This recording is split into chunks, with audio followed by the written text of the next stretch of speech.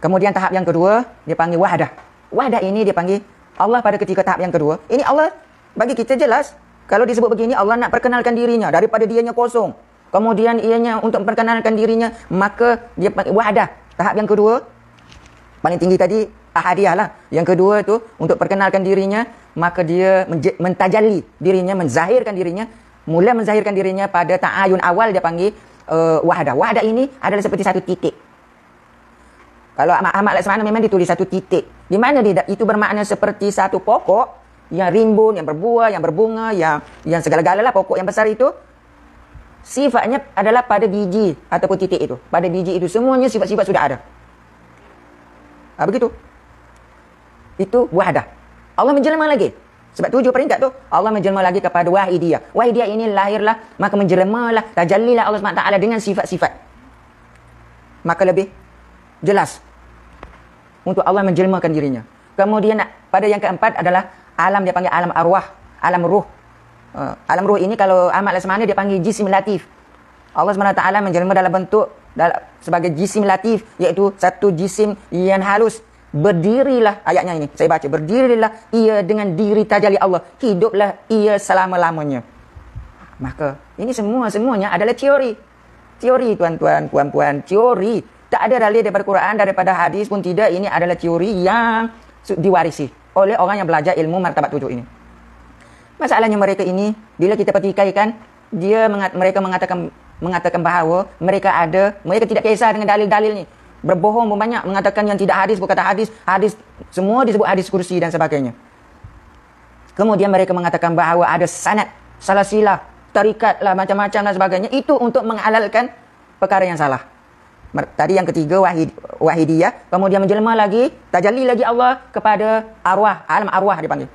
Alam arwah yang saya sebut tadi, jisim yang halus. Kemudian tajalli lagi kepada alam masal. Alam masal ini adalah mengikut Ahmad Laksmana lah. Ialah alam di dalam kandungan di dalam benih bapa. Kemudian tajalli lagi kepada alam ajsan, iaitu berada Allah bertajalli, Allah berpindah dengan sifat asal dia itu ahadiyah. Yang sifat qadim itu disebut bahawa 3 peringkat pertama itu adalah tahap dia panggil qadim yang azali. Kemudian yang kedua itu makhluk disebut sebagai yang hadis yang baru, tetapi still masih lagi itu adalah Allah, iaitu Allah menjelma.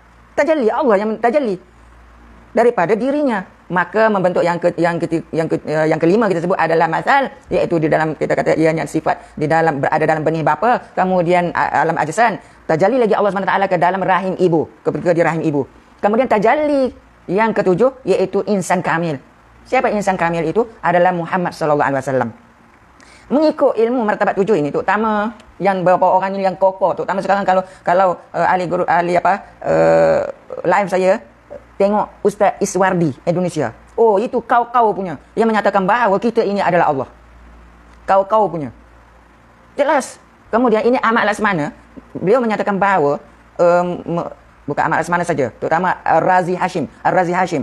Beliau memetik pada tahap insan kamil ini untuk membuktikan bahawa kita ini adalah Allah pada dia, iaitu orang yang telah sempurna memahami bahawa insan kamil ataupun manusia sempurna ini, yang tahap ketujuh ini, apabila kita mengetahui selepas zikrullah, selepas mengikuti penyucian diri, menyucikan diri daripada hawa nafsu dan sebagainya, maka kita akan sampai ke peringkat kenal Allah, iaitu bila kita kenal Allah itu, apabila kita tahu bahawa diri kita, zahir kita ini Muhammad dan batin kita adalah Allah.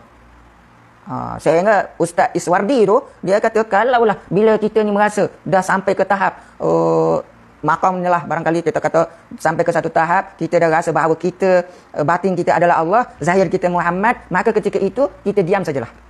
Nothing to say dah, tak payah cakap apalah, sampai dah tu tahapnya.